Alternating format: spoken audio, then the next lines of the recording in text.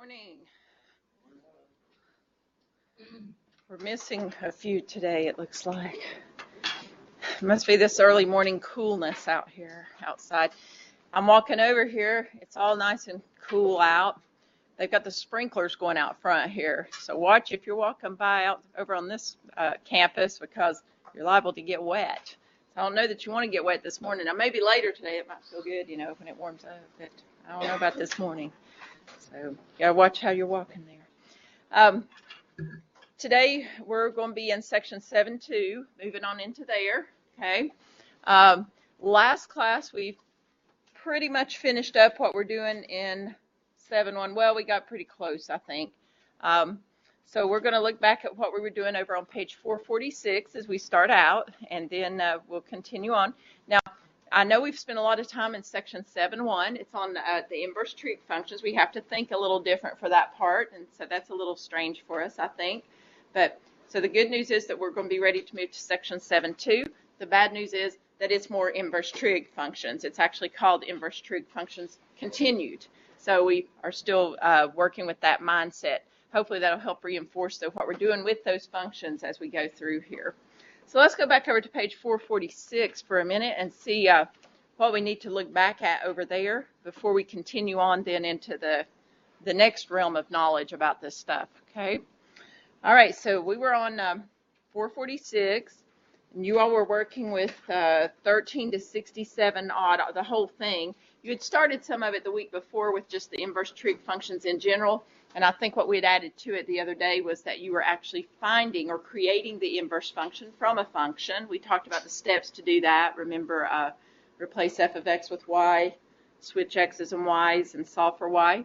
We talked about how to do that. And we were looking at how to solve some inverse trig equations. Okay, so that's kind of where we left it at. Somebody have a question there on 446 that you want to ask about?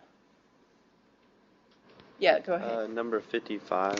Okay, 55. Let's go to that one.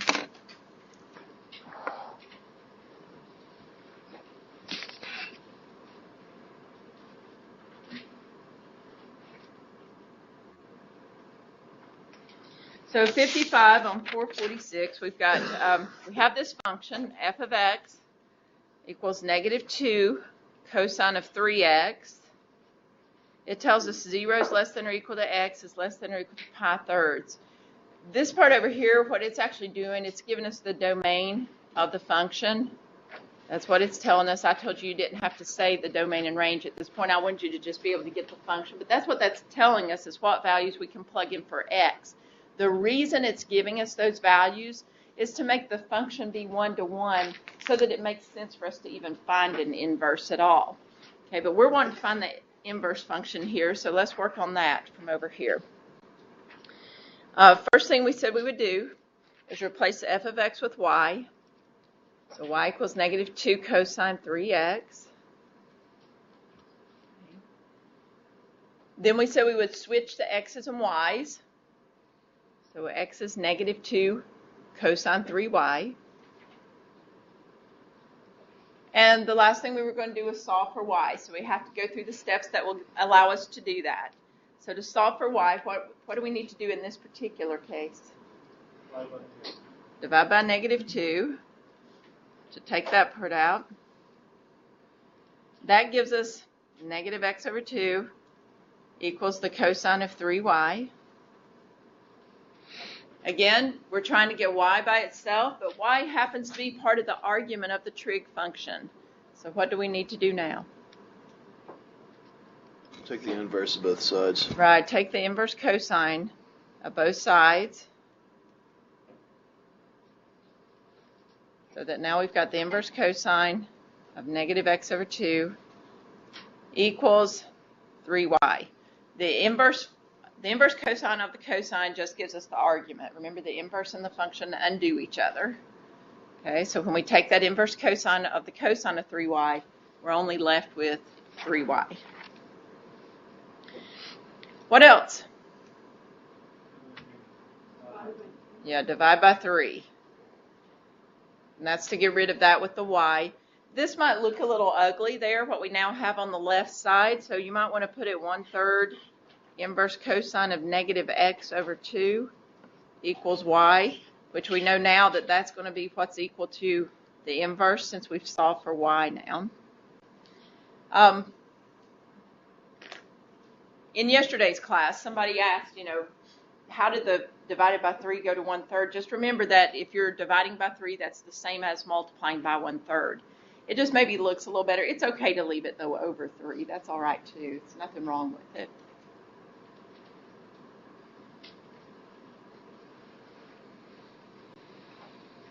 Any questions there?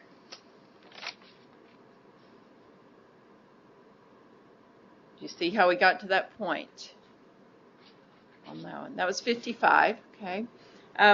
What else from this part? 57.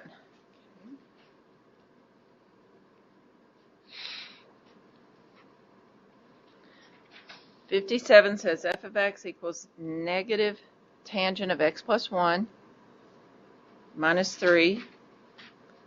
Negative 1 minus pi halves is less than x is less than pi halves minus 1.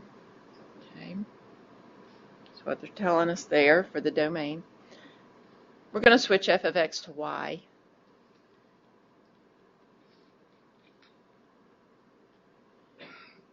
And then we're going to switch our x's and y's.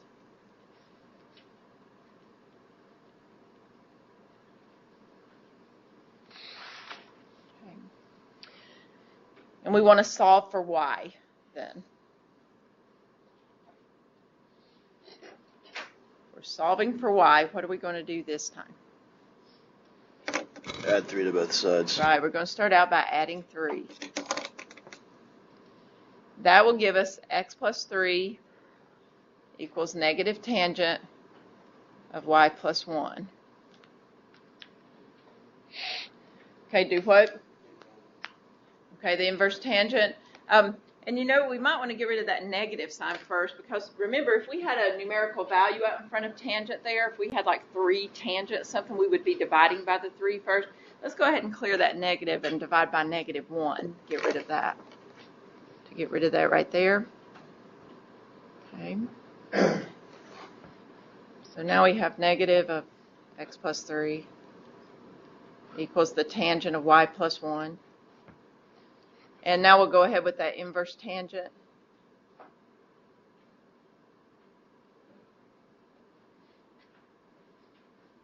So we have the inverse tangent of the negative of x plus 3. You can leave that like we have, or you can say negative x minus 3 equals y plus 1.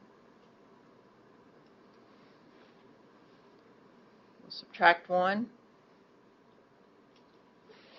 And that'll give us the inverse tangent, negative x minus 3 minus 1 equals y, which we'll claim to be f inverse now. That minus 1 that we put there, be careful. You don't want to put that in with that 3 that was in parentheses in any way, because the 3 was part of the argument of the trig function, right? It was part of that x plus 3 originally, negative x minus 3 when we carried our negative through. It's part of the argument of that function.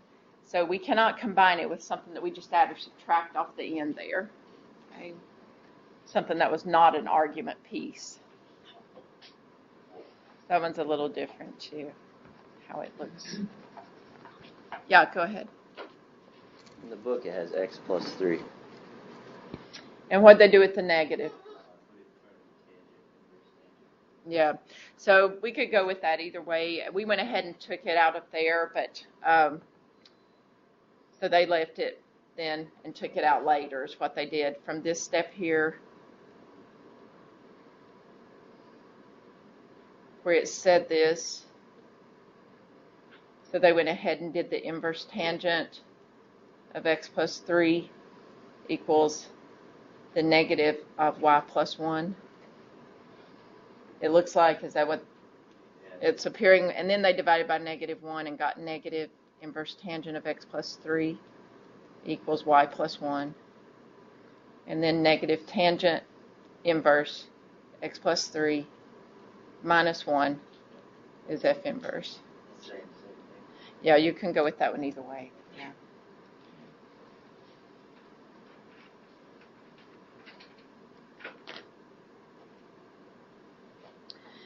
All right. What else there? On either the inverse or maybe solving an equation. Do we need to solve one of the equations there?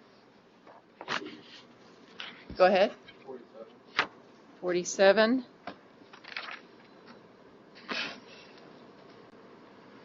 On 47, we have the tangent of the inverse tangent of 4. Okay. On these problems here, we're looking at the composite functions. Okay, so this is a little different. This is where we're thinking f of f inverse or f inverse of the function f, and we get out whatever the argument is on that trig function. Okay, so if there were stipulations there, we get the argument if it fits the parameters of what we're looking at, right? The parameters of which one are we interested in here, the tangent or the inverse tangent? As far as setting up where the number can fall between. The tangent. The tangent, the outermost function, whatever's on the outside is the one we're interested in. So if it's the tangent on the outside, then we're interested in what we would normally think of as being the range values or the y values for the tangent itself. And those values go from where to where? Negative infinity to infinity. Right, negative infinity to positive infinity. And that's determined by that outermost part there, okay? Now, as long as the argument of the function within here, where we're saying f of f inverse of x, as long as what we're considering our x, our 4 in this case, as long as it falls from negative infinity to positive infinity, it will be our answer to the problem. So in this case, it will be 4, just because of the property f of f inverse of x equals x. And we have got it within the parameters this time from negative infinity to positive infinity.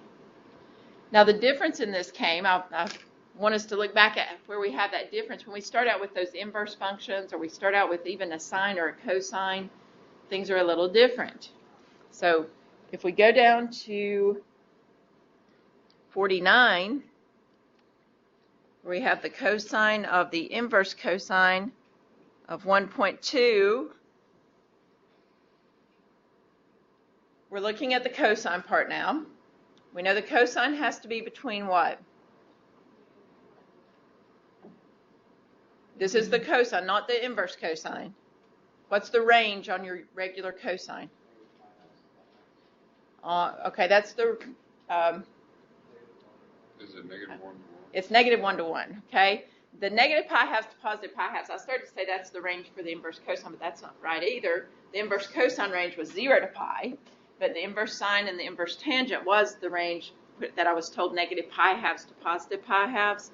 But we're looking at this outermost function of cosine, and we want the range of values where the cosine function goes when we draw that wave, and it's from negative 1 to 1. So that's the values that we can get out of this problem. Here's how this problem's reading. It's saying, I want the cosine of the angle whose cosine is 1.2. Okay, I want the cosine of the angle that has a cosine of 1.2. Well, the problem here is we don't have an angle with a cosine of 1.2.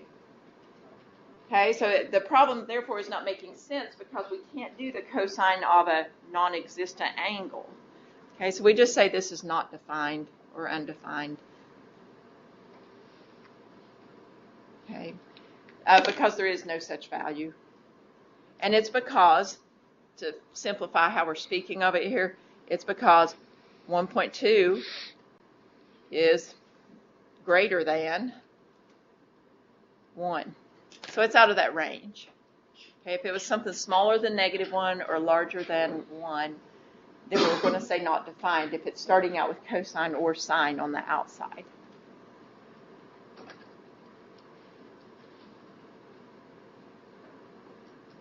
Okay.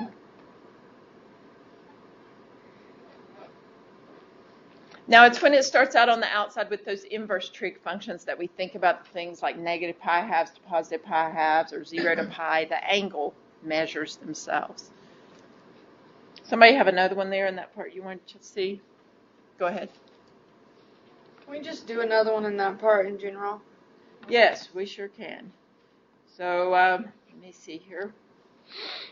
Let's go to 46. We might do two more in this part. I'm seeing two things. The cosine of the inverse cosine of negative 2/3. We're looking at the outermost function, cosine. Tells us it has to be between -1 and 1. So our answer should be -2/3. It just comes over. It is okay to use -2/3 this time because it is between -1 and 1. Okay? Does that make sense on that one? And let's do one other one here. Yes, so we'll move up to that part. The inverse tangent of the tangent of 4/5 pi.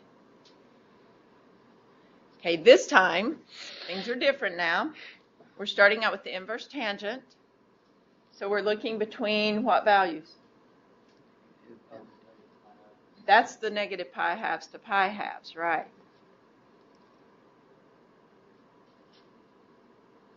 Because it would be an inverse tangent. Those are defined there. Now, another difference in this one that we just put up and the ones we've been doing is that they started out with the trig function itself. So we're looking for a trig function value. Now we're starting out with an inverse function. When we start out with an inverse function, what are we looking for? You're looking for the angle that will give you that value. You're looking for an angle, right? In radians, that will give you a particular value. We're looking for the angle then. We're saying what angle, we want the tangent of 4/5, and then we want the angle that has the tangent of 4/5, is what it's saying, okay? 4 pi-5, I'm sorry. So it's saying find the tangent of 4 pi-5, and then tell me what angle has that same tangent. You're always going in circles with these. It's like you're asking yourself the same question you've already answered. Now the problem here is, though, that 4 pi-5 does not fit into our parameters that we've set up for this. Negative pi halves to positive pi halves. 4 pi-5 is almost pi. So what we are going to need here is an angle whose tangent is the same as 4/5 pi. Does that make sense? An angle whose tangent is the same as 4/5 pi. 4/5 pi is going to be about over there somewhere. Okay. The tangent over here, the tangent of 4 pi-5 will be positive or negative? Negative. Yeah, it's going to be negative something. Because we have a negative x value there and a positive y value. So the other place we have a negative tangent is in which quadrant? Fourth quadrant. So it's going to be an angle that corresponds kind of to that 4/5 pi. So we're also going to have a negative tangent here. So what we're seeing here is we want this angle here. It's going to have the same tangent because the coordinates are going to be the same, just the different signs are going to be switched out. This piece right here, let me mark it in red. How much is this angle, that little piece there? It's got to be 1/5 pi because together those have to get us to pi there. Now remember, we're looking from negative pi halves to positive pi halves, but now we want this angle in blue. It's directly across from the one that I labeled as being pi-5 units, so it's got to be negative pi-5. Obviously, my drawing is not drawn to scale. I will say that, okay? My drawing does not look like that should be negative pi-5. I don't think so. Bad drawing. But because it's directly across from that angle, vertical angles are congruent. Okay? So that's going to be our answer here that falls within the same category. We need an angle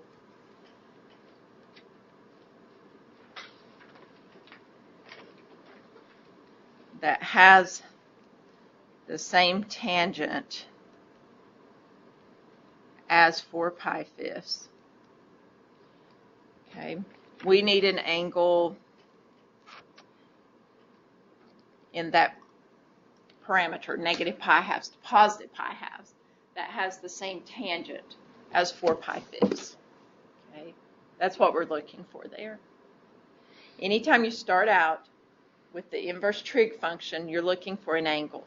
If you start out with just the trig function itself, you're looking for the value, where you're taking the trig function of an angle, okay, like we did from the start. That's how we started out. And then the inverse functions make us think backwards about the angles themselves. Is there another one in that part? Maybe that upper part there, 37 to 44. Anybody have another one there?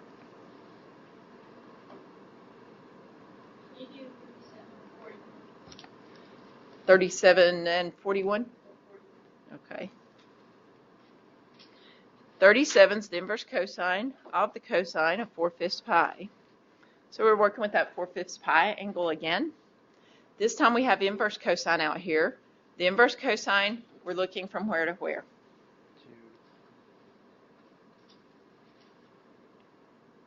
Where are we looking for the inverse cosine? 0 to pi. Good. So as long as the argument in here falls between 0 and pi, then that would be our answer. Does 4/5 pi fall from 0 to pi? It does. So that's going to be okay. That one's all right. 41 was the inverse sine of the sine of 9 pi eighths. We're looking at inverse sine this time. It's got to be from where to where?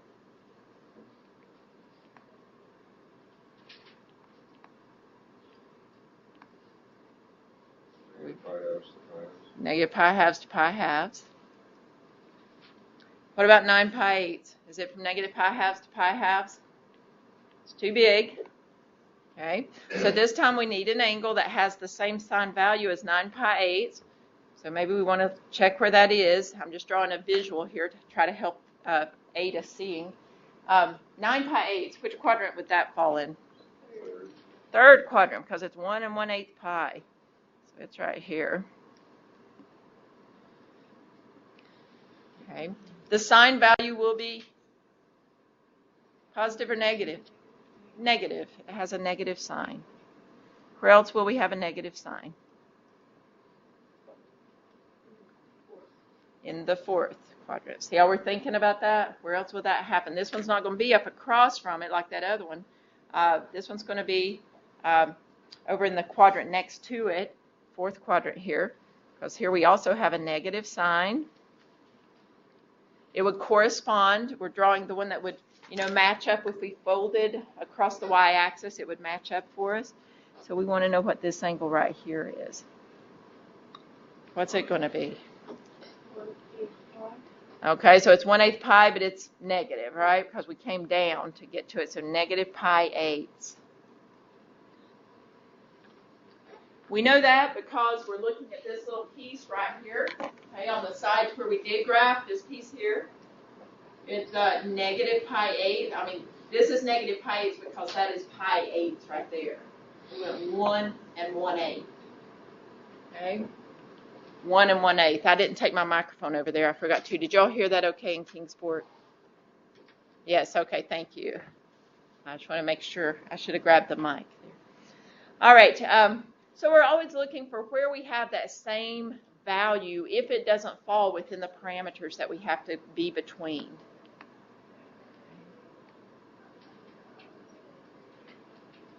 All right, let's talk some more about inverse trig functions. Are we ready to?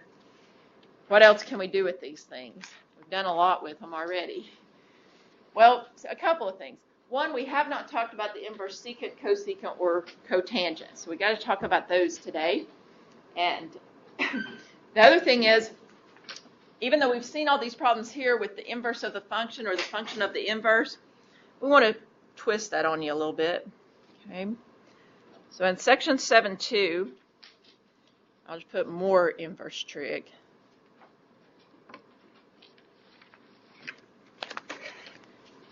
In section 7.2, we're going to mix it up a little, and we're going to give you stuff like this now. The sine of the inverse cosine of 1/2. Before we were doing things the sine of the inverse sine, and we could just get that value out.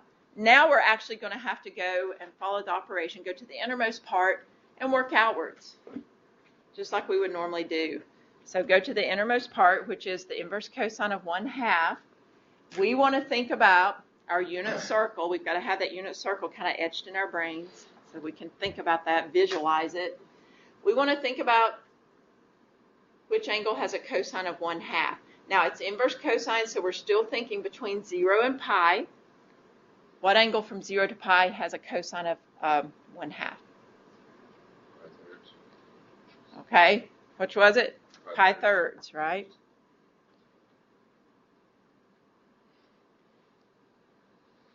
Pull that unit circle out if you've got a copy of it and want to check yourself here. You're not quite sure. Cosine is 1/2, which means we're at the coordinate where x is 1/2, y is square root of 3 over 2. And that would be your pi over 3 angle. Okay. So that's that part. And we'll just have to bring down this sine. We haven't done anything with it yet. So now what we want is the sine of pi thirds here. Remember what we're reading from the start. We want the sine of the angle that has a cosine of 1/2. That's what it's really telling us. We have to be able to interpret these questions, right? The sine of the angle that has a cosine of 1/2. So first we're finding, well, what angle has a cosine of 1/2? Well, that's our pi over 3 angle.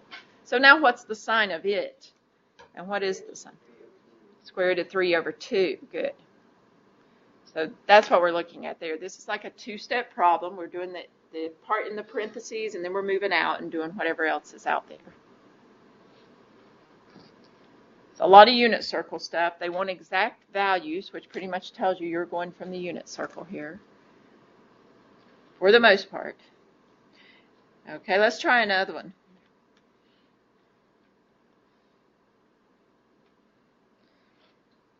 This one will be number 16 off of page 452. And it says the secant of the inverse tangent of the square root of 3.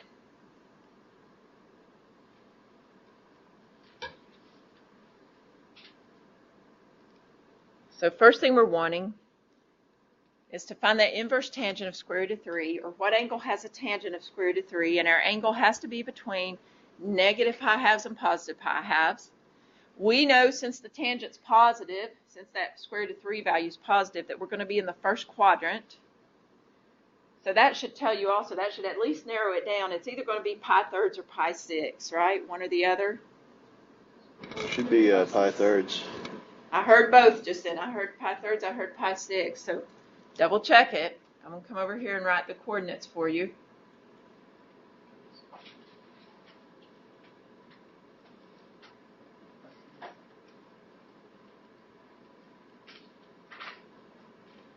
Remember your tangent's y over x. So which one is it? Pi thirds. Okay. Pi thirds. The tangent of pi thirds will be the y over the x, which will just end up giving us the square root of 3. Do you see it there? Those over 2 parts are going to cancel. So we got square root of 3 over 1, square root of 3. So the tangent here is, or the angle we want is pi thirds, and then we want the secant of pi thirds. Now, the best way to get the secant is to look at what the cosine is and flip it. I always say, think more about cosine, sine, and tangent than you do about the other 3 functions. Just know how they relate, and you don't have to memorize quite as much that way. So we know the cosine of pi thirds is what? 1/2. So the secant of pi thirds must be 2. 2, right. So we'll just flip that cosine. So we have the cosine written over here in the ordered pair, cosine of pi thirds and sine of pi thirds. We're right there. Okay, in that ordered pair. So we're just breaking this one down step by step. We got to know that unit circle. We've got to know it. Okay. Questions on 16?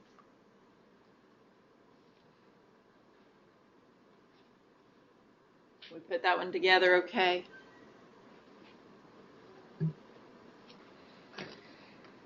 Let's try another one here. I'm going to let you all try this one. Let's see. Both of these that we've done, let's see. Both of them started with the trig function. We need something that starts with an inverse function. Let me go down to 24. Same page. Inverse cosine of the tangent of negative pi fourths. Inverse cosine of the tangent of negative pi fourths.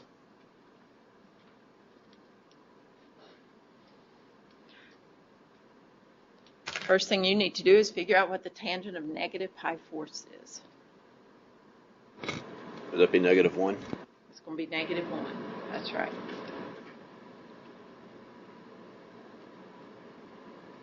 Because negative pi fourths is down in the fourth quadrant, the coordinates are going to be square root of 2 over 2, negative square root of 2 over 2, so they're the same but opposite signs, so your tangent will be -1. Now what angle has a cosine of -1? That's what it's asking us now. Pi. I'm hearing pi halves and I'm hearing pi. It can't be both. It's pi. Pi has a cosine of -1, correct? Pi, you're out to the left there on your unit circle at your pi radians, same as 180 degrees. So your cosine there is -1. So pi is what we're looking for here.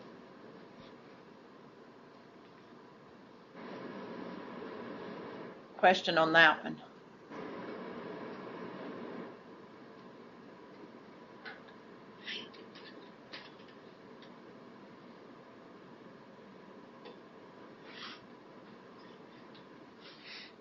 Okay, so I think we will do one more like this type, and then would like to mix it up even more.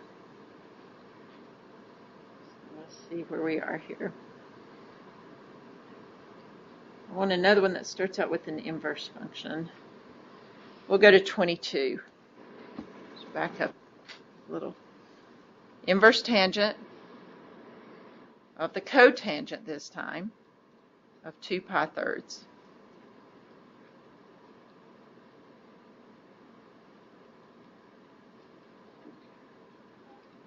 What are your coordinates at 2 pi thirds? At 2 pi thirds? Not 3 pi halves. You're giving me 3 pi halves. I got you there. Okay. So what's the coordinates? -1/2 square root of 3 over 2. Very good. Okay. So you want to find the cotangent of 2 pi thirds and then find what angle would have that value as its tangent.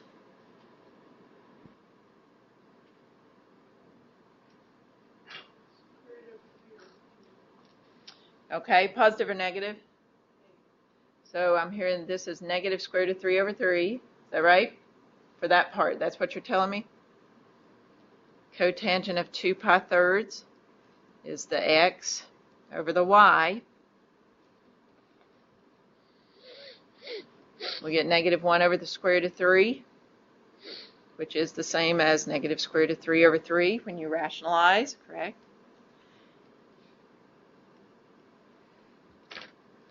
Now we want to know which angle has that value as its tangent.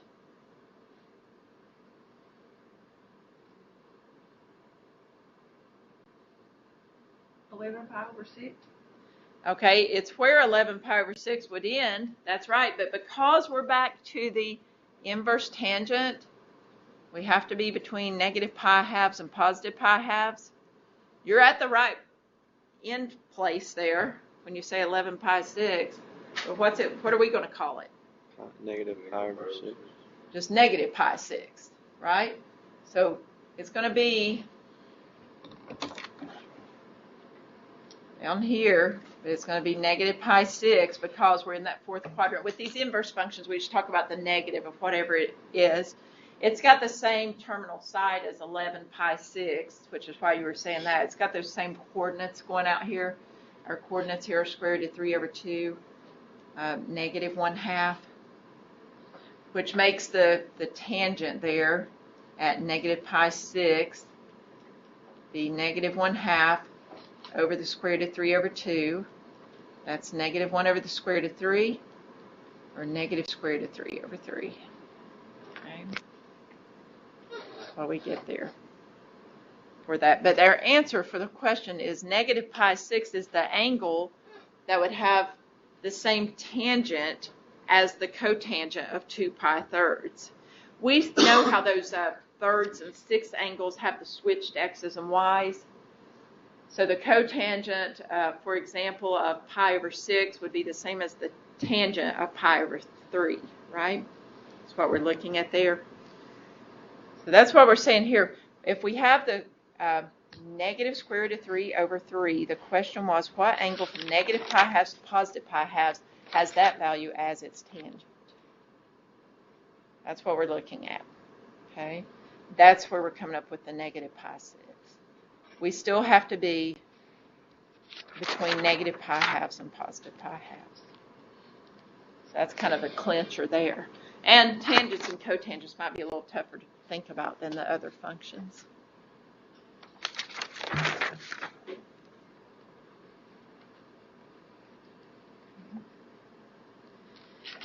All right, so everything we've looked at so far, we've seen it. It has been something off the unit circle. We're looking at angles that come from the unit circle. We're looking at coordinates that come from the unit circle.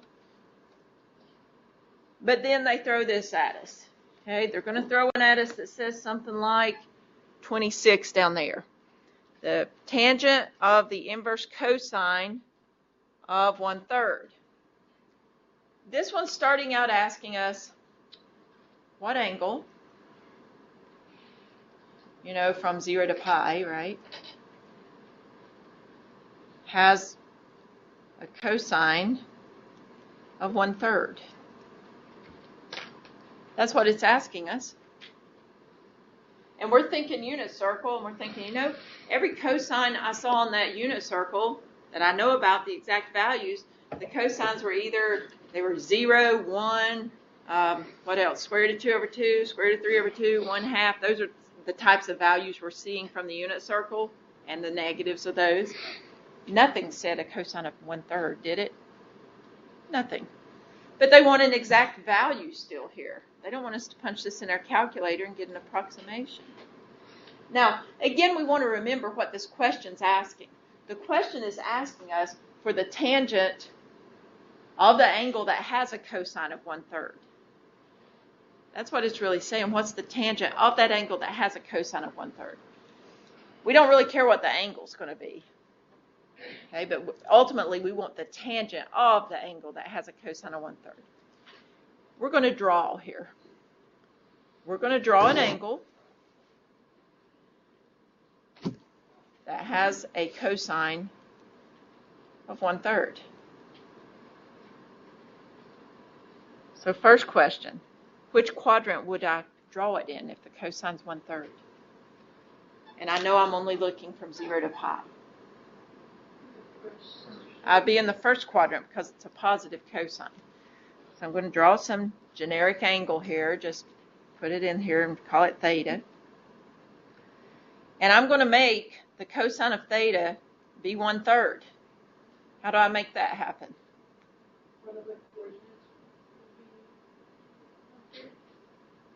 Okay, well, if I'm on a unit circle, how else can I make this happen? Cosine's equal to what over what? X over r. So let's let x be 1, but I'm seeing the r must be 3 then, right? All right, so if x is 1 and r is 3, you know, I've got an angle here that has, let me put my original problem down here, the tangent of the inverse cosine of 1/3. Now I've got the tangent of, it's saying what angle has a cosine of 1/3? Well, I'm telling it theta does, right? I just drew it. I made it happen. Theta is the angle that has a cosine of 1/3. What I really want is the tangent of this angle theta that I just drew. The tangent of theta. How am I going to find that? The x squared plus y squared equals. I got to go to x squared plus y squared equals r squared, right? So I've got 1 squared plus y squared is equal to 3 squared.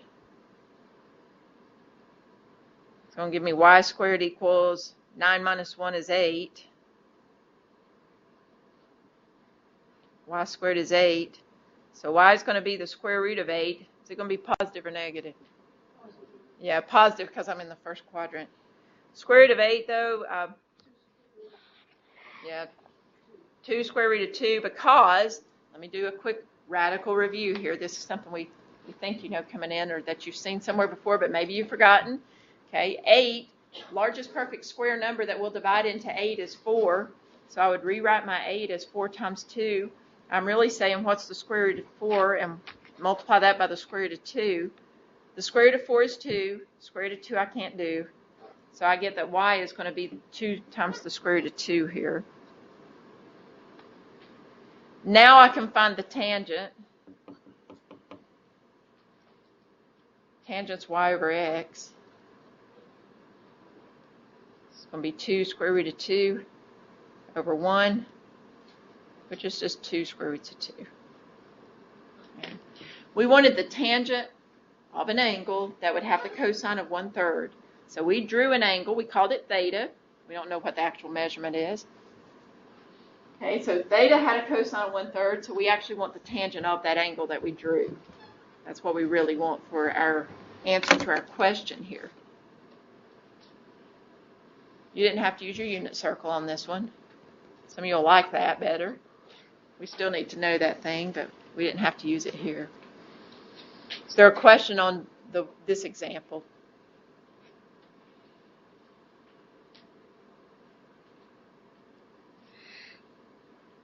Could we do that for like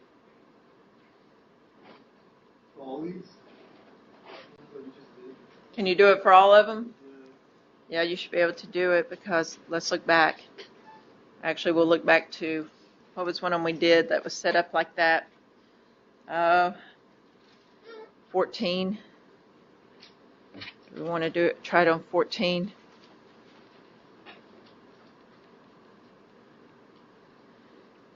The angle that has a sine of -1/2, it's going to be down here, right? If the sine's -1/2, we know sine is y over r, right? Y is -1. R is 2.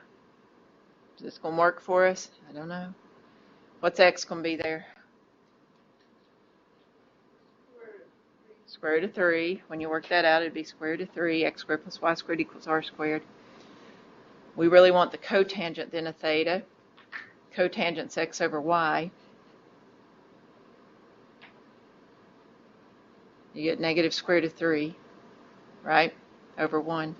Actually, you got square root of 3 over -1, but it turns out to be negative.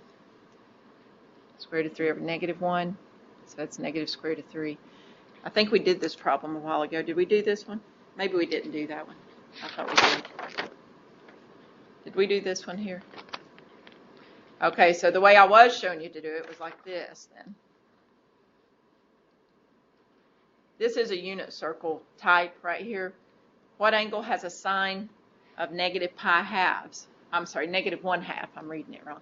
What angle has a sine of -1/2?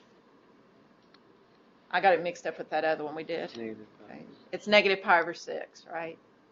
Has a sine of -1/2. What's the cotangent of -pi/6? So you got to think of your x over your y. So square root of 3 over 2 over -1/2. And that's where you get it that way. It's two ways of looking at the same problem. Okay, this is looking at it with the unit circle. It's just the thing is, some of the ones in the book aren't from the unit circle, so we draw them, but you could draw this one up here even so. You could draw it and use that same technique that we were just using if you wanted to. So this is drawing. That one's unit circle. Okay. Either method works. There.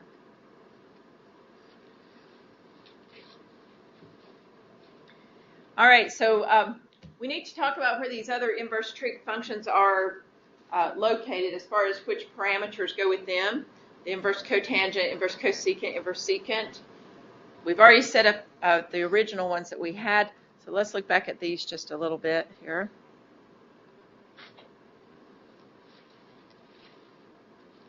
I'll just draw a drawing here. And I normally don't label things without an argument involved, but just for sake of noticing where these are located, I'm going to put them in like we've been looking at here. We know from 0 to pi, we have inverse cosine, so it could be in these two quadrants. Y'all see what I'm doing here? Inverse cosine can be in those two quadrants. Inverse sine is from negative pi halves to positive pi halves. So it's in these two quadrants, right? Where we're looking at our angles from our unit circle or for the values there. Inverse tangent, which two quadrants? 1 and 4. Right, 1 and 4. Okay. And now we have the other three trig functions. What do you think about the inverse secant? Where do you think it might be located? Which quadrants? And what made you say 1 and 2? Because of the inverse cosine. We know cosine and secant are reciprocal functions, so we think they might behave like each other a little bit. And it's correct. It's from 0 to pi. Okay.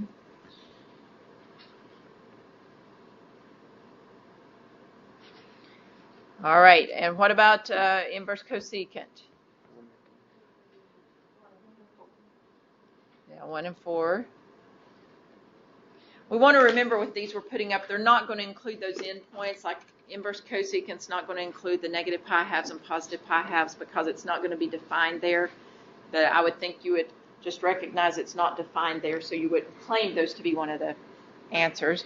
And same with inverse secant. It's not going to be defined then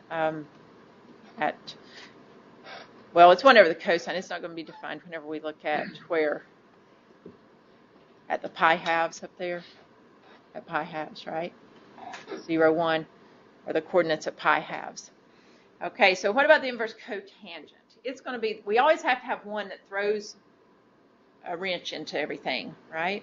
It's not going to be defined the same place as the inverse tangent. It will be in the first quadrant like everything else is, but it's almost like somebody said, well, we got to even these things up.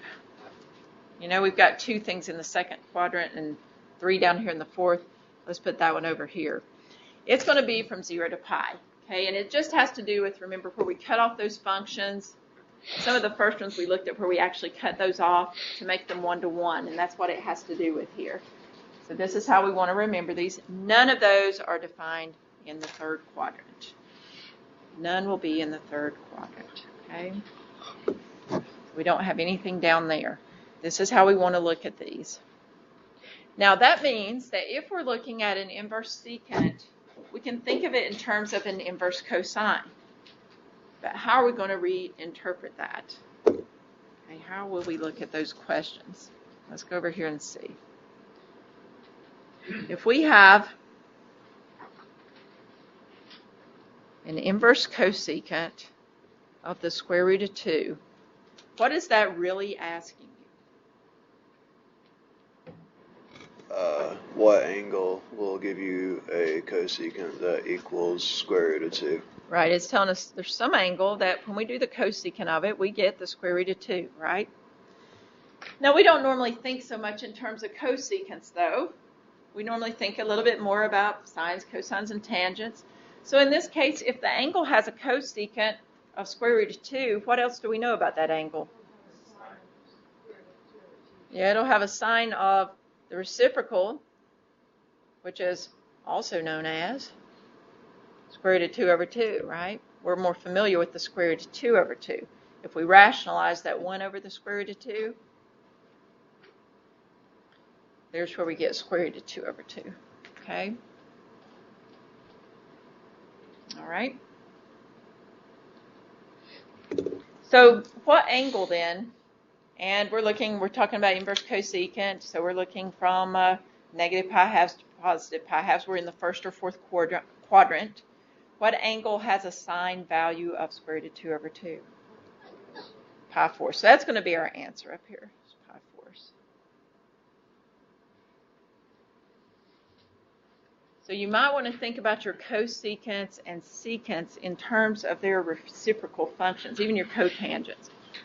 Now the cotangent is going to give us a little bit of a problem though, because when we think of it in terms of a tangent, remember the tangent, if it's a negative value we're looking for, the cotangent's going to be in the second quadrant and the tangent's in the fourth, so we're going to have to adjust for that. We'll see what we're talking about here in a minute. Let me give you another one that's not cotangent for a minute. This one's 42 off of page 452. And we have the inverse secant of -2.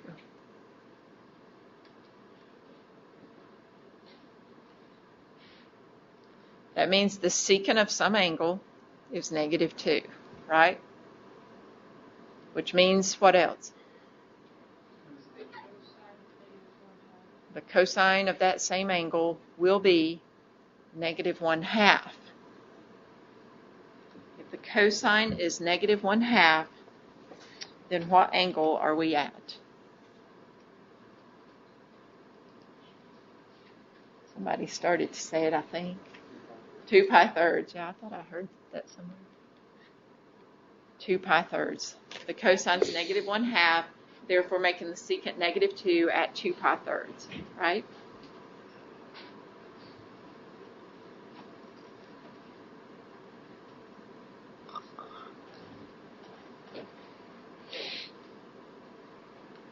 So what about this one?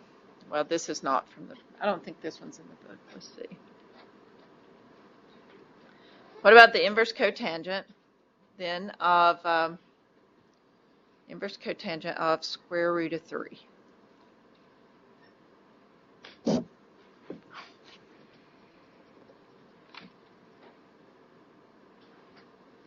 You might just want to think about, you know, your cotangents, your x over y.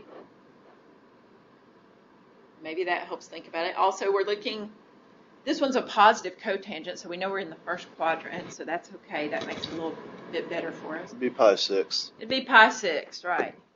It'd be pi 6. Because the coordinates of pi 6, we've looked at pi 6 quite a bit today, haven't we? Square root of 3 over 2, 1/2. We know the cotangent is x over y. So you can think about it that way. That may make it a little bit easier to see. Is everybody okay so far?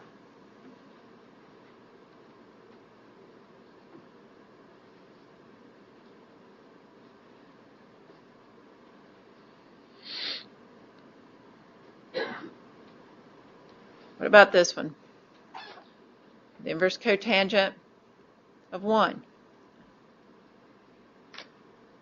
Oh, I'm sorry, make it -1. That's what I meant to say. The inverse cotangent of -1.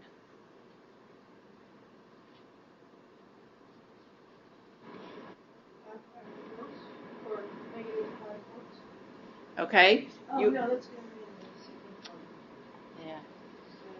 So, Okay, so here's the trick. Okay, over here I heard -pi4, which we would want to say because if we think of this, well, if the cotangent's -1, so is the tangent. I know the tangent's in the first and fourth quadrants, the inverse tangent, right?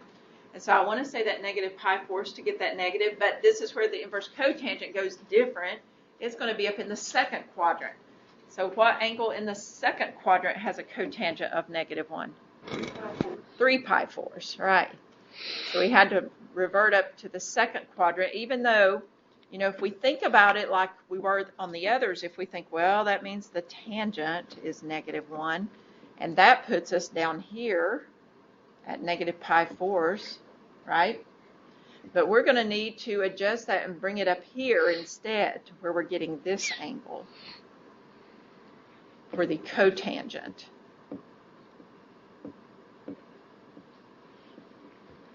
So we might think about it in terms of the tangent, but we're going to have to think what corresponds to that up in the second quadrant. Maybe you just want to think about it being in the second quadrant on one like this to begin with. You know it's going to be a pi over 4 kind of angle. Had to be in the second quadrant since we're getting -1. So it's got to be over there at 3 pi 4s. And we got some calculator problems here in this part too. And so I want to make sure that we're okay with punching these things in our calculator as well. So if you have a calculator with you, go ahead and take it out. If you don't have a calculator, but you have a cell phone calculator, they're a little tougher to use on that one, but you might want to take it out anyway so you can see what to do on it, okay? Because some of them are a little different here. So this is where we're getting now not exact values. We're getting an approximation. We're going to round it to 2 decimal places. So we're going to look at a couple of these. Because once again, you know, on your calculator, you don't have keys like cosecant, secant, and cotangent. So you have to use the other keys to get there. And I don't want everybody to get confused on this part. It's easy to do. But this is telling us the cosecant of some angle is equal to 5, right? Which we know also means that the sine of that same angle equals what? 1/5. So what could I punch in my calculator then? Right, inverse sine of 1/5 is what I want to put in on the calculator.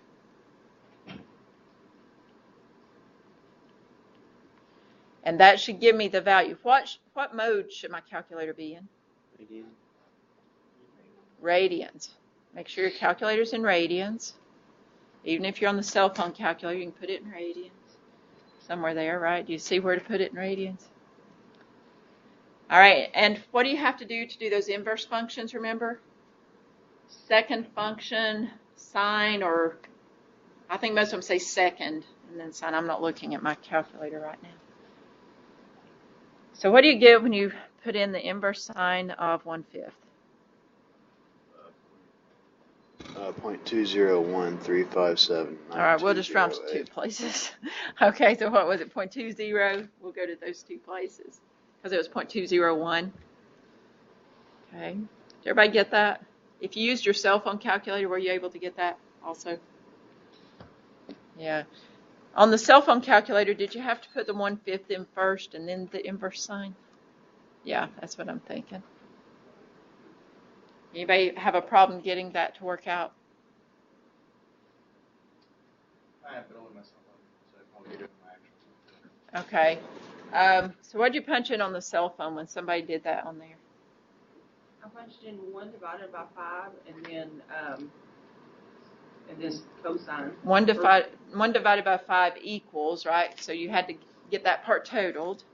And then your inverse sine? Or is it second function on there? Second sine? And then does it just pop up, maybe? Yes. And you did have to be in radians, though. On the where you switch it from the inverse cosecant to the sine, like I had thought that you had said something earlier about when you put that in the calculator, it needs to be 1 over the cosecant or 1 over the inverse cosecant. Okay, let's talk about that because that's where the confusion usually comes in. Okay, if we're going to do on the calculator, if we wanted to do the cosecant, say, of pi thirds on the calculator, well, let's not even make it something that's off the unit circle. Let's just make it something that's easier for us to, some generic angle. Okay, so we'll do pi 12ths. There's other ways we can find that, but since we don't know it yet, we'll put that up there. Cosecant of pi 12ths. So on the calculator for this problem, and I left it something in radians here, you would want to put 1 divided by the sine of pi divided by 12. Okay? Because cosecant of pi 12ths is 1 over the sine of pi 12ths.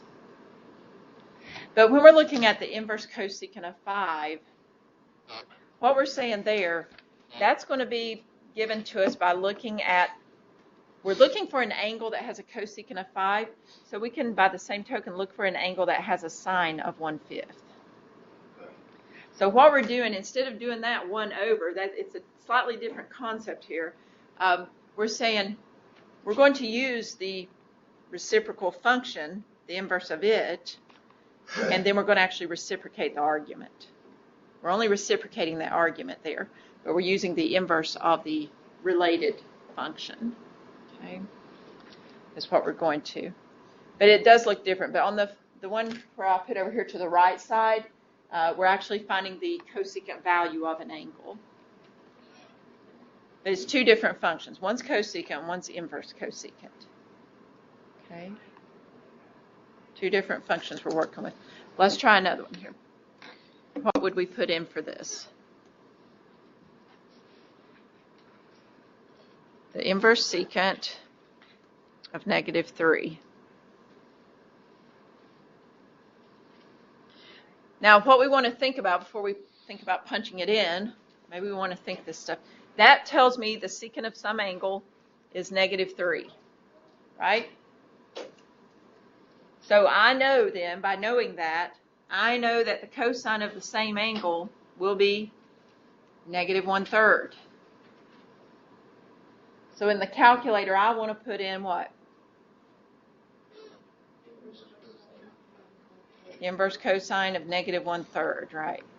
So I'm going to do second cosine -1 divided by 3. Enter or equals. Or on the cell phone calculator, which, a reminder, you won't be able to use a cell phone calculator on the test, so make sure you are able to use this on another one, okay? So on the cell phone, you would do something like this.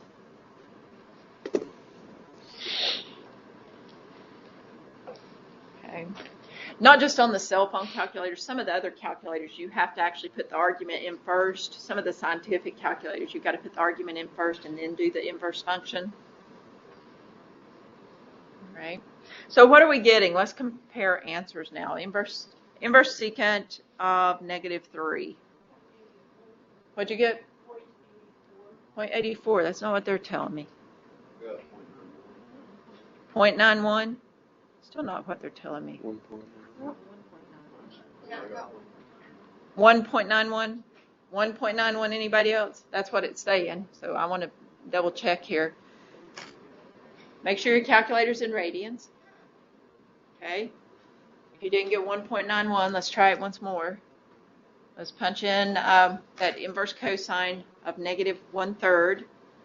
Make sure when you put in your argument, your -1/3, you parenthesis that off. That'll make a difference.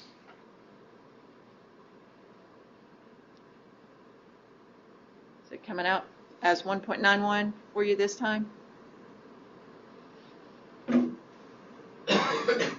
Everybody getting 1.91? Okay. We got to see that cotangent deal now, the inverse cotangent. Okay.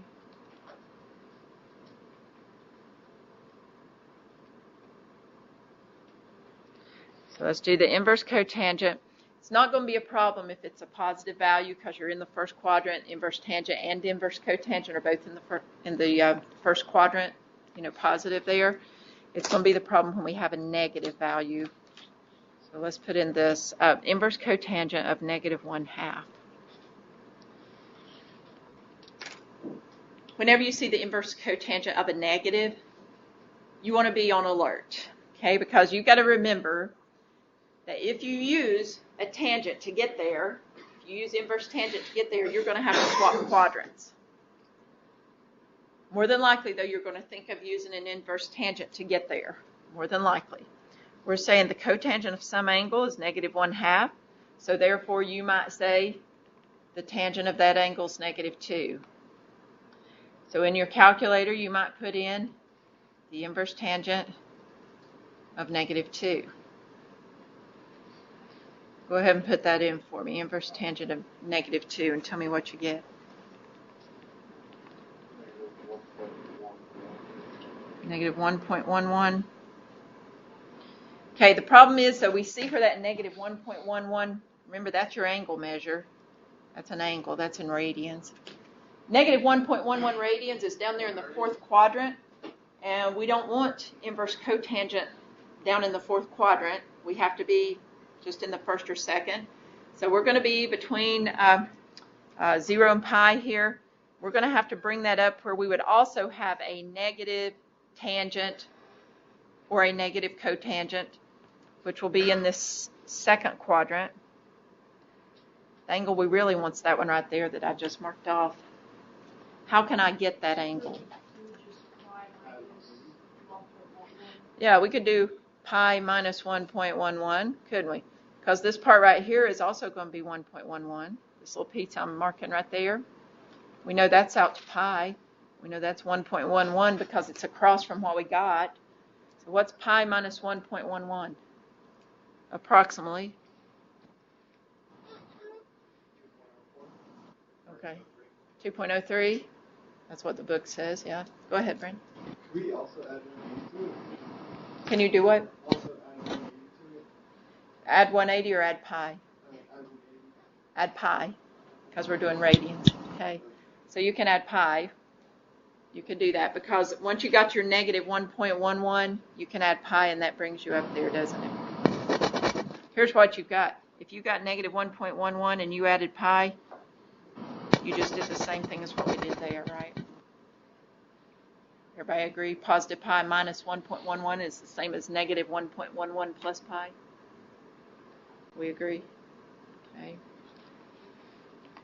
So it's two ways to look at it there. What we have to remember, though, is that if we're going to use the inverse tangent to get the inverse cotangent, which is probably the way we're going to think to do that because that's what we do with the inverse cosecant and inverse secant as well. So that's what we want to look at there. We just have to remember to adjust it up to the second quadrant. Let's try one more like that. Inverse cotangent of, this one was the negative 1/2. Let's do the inverse cotangent of negative 8.1. This one says it's number 52 off of page 453. Okay. The inverse cotangent of negative 8.1.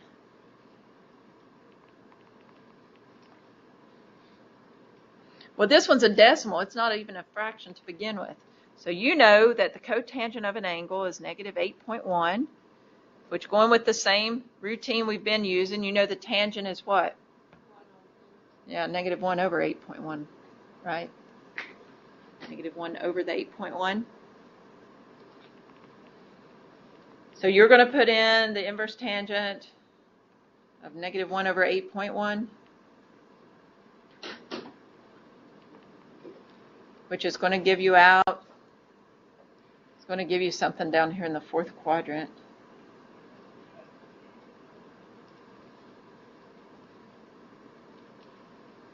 What's it giving you?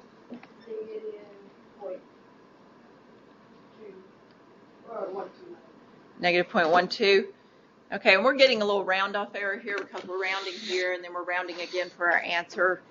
We want an angle that corresponds up here, so we want this larger angle that ends up over here in this second quadrant. So you can either add pi to your negative 0.12. Did everybody get negative 0.12 there? You can add pi to that. You can take pi minus 0.12. So what are you going to get? 3.02. Approximately 3.02. Okay. You only have to do this. You only have to do this procedure if it's an inverse cotangent of a negative value. That's the only time this comes up. Otherwise, we just, whatever we get, on the calculator, that's what we get. Okay? But the inverse cotangent of a negative, we have to add pi so that it will come out over in that second quadrant. All right? Does anybody have a question there on that part? It's a little tricky. You'll want to practice with it a little bit. Next week, we'll be moving on into some trig equations. Good thing is we've already talked a little bit about equations when we worked with the inverse function equations. So we're going to extend with that a little bit. We'll go into equations and some more identities next week. That's what's coming up. In the meantime, though, I want you to practice with some problems over on page 452 to 453. This is from section 7.2. So please work with, over there, numbers. Let me start here. Let's start with number 9. And we're going to look through number 55. Odd.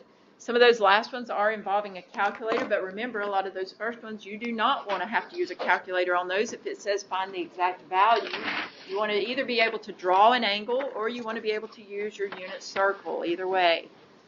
Anybody have a question today? Yes, go ahead. On the one we just did, could we return that into 81 over 10 and got the same answer? The 8.1. Yes, could you turn it into 81 over 10? Yes, because that's the same as long as it was still negative, right?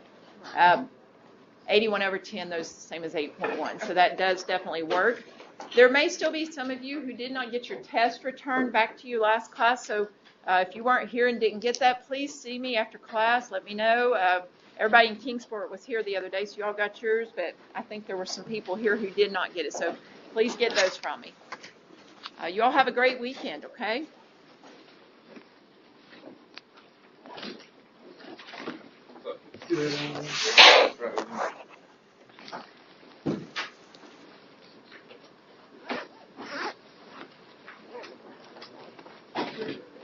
Hey, Jamie.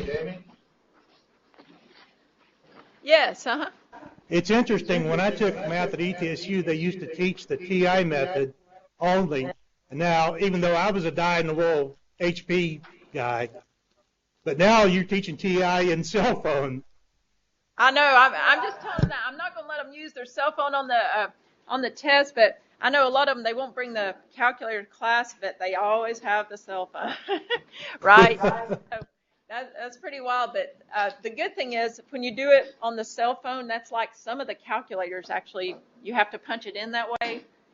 But I think a lot of people in here, do a lot of you have those graphing calculators? And on the graphing calculator, that's usually the first steps I give is from that. But it is interesting how it all changes around sometimes, doesn't it? So at least they'll know how to use those cell phone calculators too, instead of just texting. That's my aim there. I'm still used by HP. I carry it around with me. Use the HP. Yeah, reverse Polish notation. It's just, you understand. Yeah, those work a little different, don't they? So I think the reverse Polish is easier because it's kind of the way my brain thinks anyway. You put the number first and then the operation, not the other way around. And that's how they all used to do that way. I remember having to do them that way a lot, but now so many of them, now you put it in the way you read it, just exactly like you read, but there's still some who do it the reverse, and that's how that cell phone's doing it on those calculator apps the ones I've seen anyway. Yeah, that's cool though. I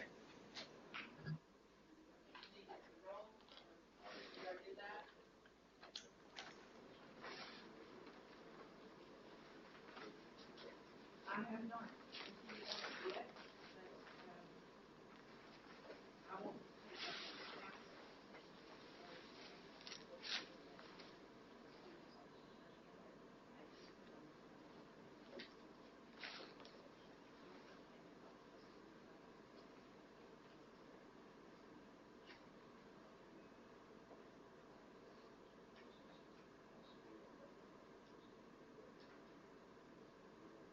Yes, I sure can.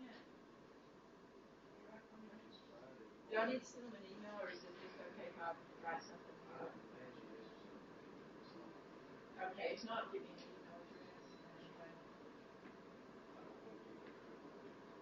Oh, where is your tutor?